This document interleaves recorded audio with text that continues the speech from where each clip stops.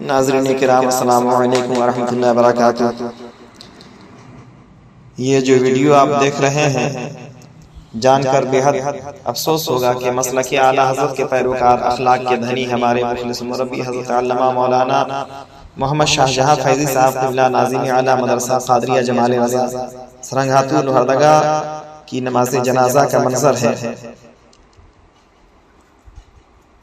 26 شوال المکرم سن 1445 ہجری بمطابق 6 مئی 2024 کو حضرت کا وصال ہو گیا ہے۔ انتقال سے 2 ماہ قبل یعنی رمضان شریف سے چند دن پہلے جو حضرت کی تقریر ہوئی ہے، آپ حضرات اس جنازے کے منظر کے بعد وہ حضرت کی تقریر بھی سماعت کریں گے اور حضرت کے حق میں دعا فرمائیں کہ مولا قدیر حضرت کو جنت الفردوس میں اعلیٰ مقام عطا فرمائے اور اہل خانہ کو صبر جمیل عطا فرمائے۔ سن لو، اگر آپ نے چل کر کے 11 مہینے تک اگر آپ نے گناہ کر لیا ہے، آپ نے چل کر کے اپنے پاؤں کو گنہگار اگر بنا لیا ہے، آپ نے کسی ہاتھ سے اپنے آپ کو اگر گنہگار بنا لیا ہے، آنکھوں سے دیکھ کر آنکھوں کو گنہگار بنا لیا ہے اور سراپا گنہگار ہو گئے ہو، تو میرے آقا جناب احمد مجتبیٰ محمد مصطفیٰ صلی اللہ علیہ وسلم کے تھوکنی کے قریب آ جاؤ۔ اسی تھوکنی کا نام ہے روزہ، اس روزے کے قریب آ جا، رمضان کے مہینے میں اتر جا۔ نادان 1 مہینے تک چل کر کے نکلے گا تو تو ایسا ویسا نہیں ہوگا۔ ارے جس گلی سے گزرو گے تجھ کو کہا جائے گا محمد کا دیوانہ جا رہا ہے۔ جس گلی سے گزرو گے اس گلی میں تیرا پرچار ہوگا، تیرا ہی چرچا ہوگا اور ایسا گناہ سے پاک ہو جائے گا جیسے ابھی ماں کے پیٹ سے پیدا ہو۔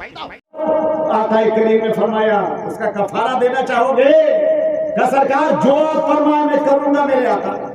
تو سرکار نے فرمایا کہ تم اس روزے کا کفارہ یہ ہے کہ 60 روزے رکھو اور 1 روزے اس فرض کے قضا رکھ لینا تاکہ تیرا 61 روزہ ہو جائے، تیرا کفارہ بھی ادا ہو جائے گا، تیرا روزہ بھی ادا ہو جائے گا۔ تو وہ صحابی رسول کھڑے ہو گئے، سر کو جھکا لیا، سر کو جھکا لیا، کیا سرکار اور کوئی راستہ نہیں ہے؟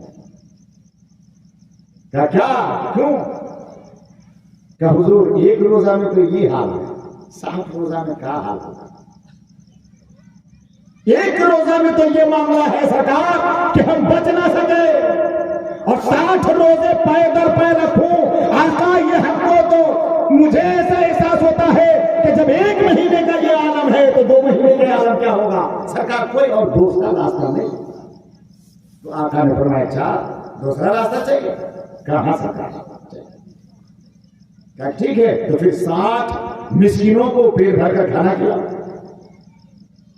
تو صحابی سوچنے لگے یا اللہ یہ 1 دن کا کھانا تو میرا میسر نہیں ہوتا، یہ 60 آدمی کو کہاں سے کھلاؤں؟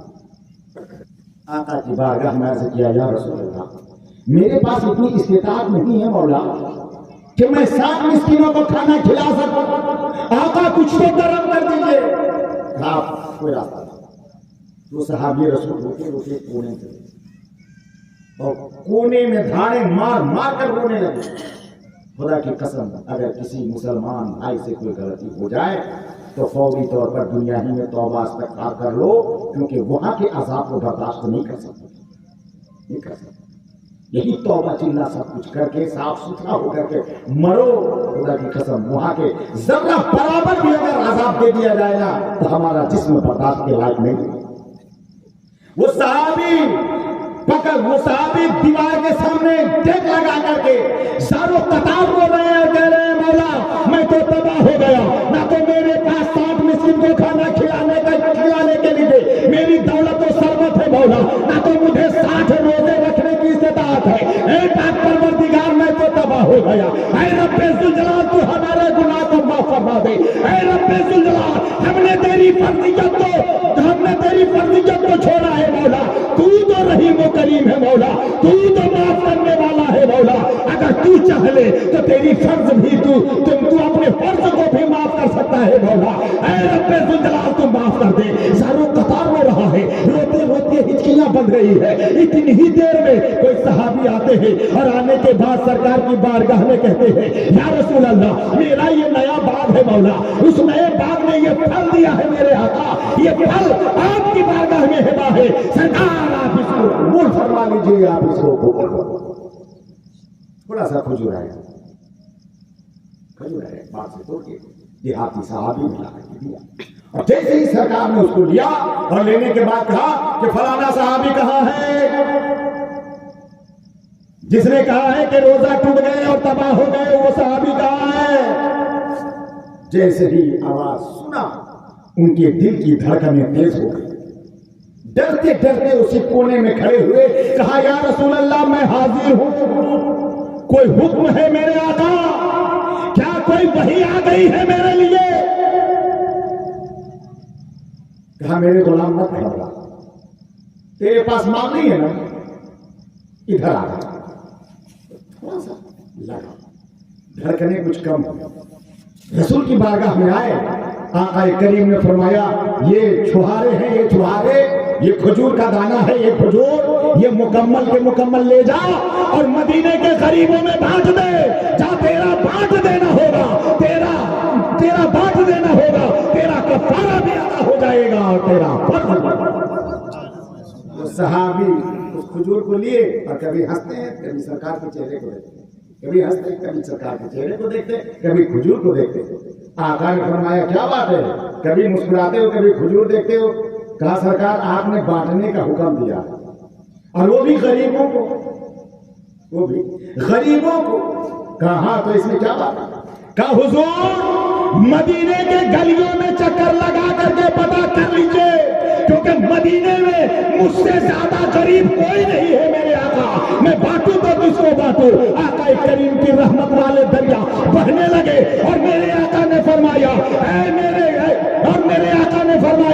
मेरे प्यारे साहब, ये सुन ले, अरे ये खजूर का गट्ठा ले जा, अपने बाल बच्चों के साथ बैठकर खा ले, जा, तेरा कफारा भी अदा हो जाएगा, तेरा रोजा भी अदा।